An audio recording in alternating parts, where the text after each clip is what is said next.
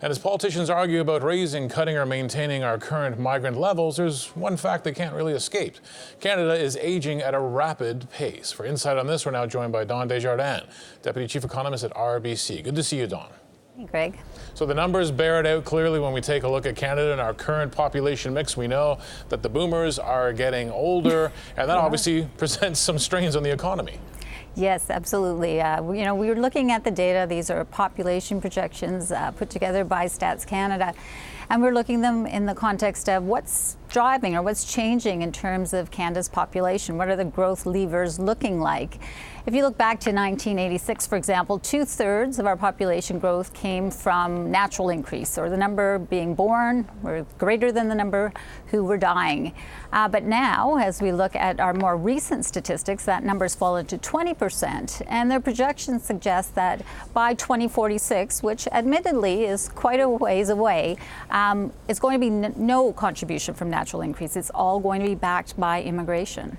Now, how concerned do we get then in Canada that we end up in a situation like Japan? And we know that there's economic consequences for a country that is in that demographic kind of conundrum that Japan is in. Absolutely, and I think that's one of the things we try to show in our report. Like, if Canada didn't have an immigration policy that had people coming into Canada, we would, on average, be 1.9 years older. So, that doesn't sound like so much, but when you think about it, over time, if you continue to see significant aging of your population, it does cause troubles because guess what? We have to support our seniors, healthcare costs, seniors costs. So we have a lot of costs associated with that. So who's going to support that? Well, that's the working age population. And if you don't see the working age population expand, I think that's when you're getting some really tight financial problems. They also, in Japan, had lower children, fewer number of children, the birth rate's lower, and they had a longer life expectancy. So that really pushed up their median age, and it increased about 3.6% over 3.6 years, over the past decade.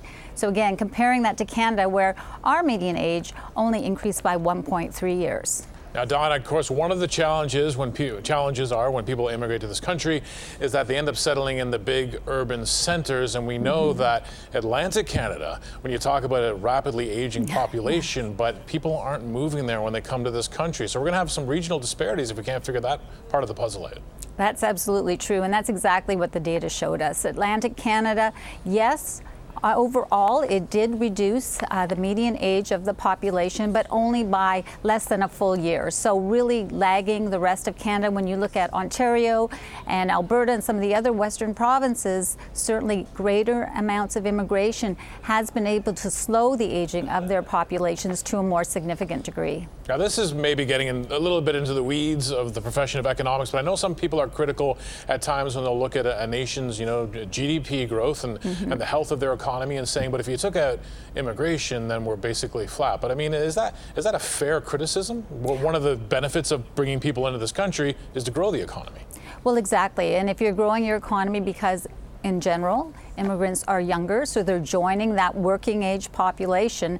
That labor force growth is really one of the fundamental drivers of economic growth. So, in fact, as you have people entering that cohort, that is a driver of economic activity, and it helps your economy sustain a faster potential growth rate. So that's, like you're saying, it's a little in the weeds in terms of econo speak, but all to say is if your labor force is growing, that is going to underpin a faster pace of economic expansion over time. Now, under previous Liberal governments, under previous Conservative governments, and we're going right back to Mulroney, we have been growing the number of immigrants being welcomed to the country on an annual basis. Are we on the right trajectory to support Canadian economic growth?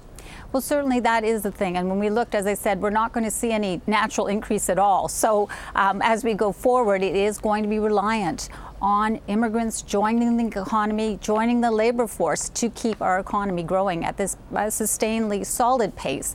We know that pace has slowed over time, but still at 1.8%, you do need to have an increasing size of your labor force, and you need productivity to improve. Those two in tandem are going to keep our economy on a good growth trajectory. Dawn, it's always great to get your insight. Thanks for joining us. Thanks for having me. Dawn Desjardins, the Deputy Chief Economist at RBC.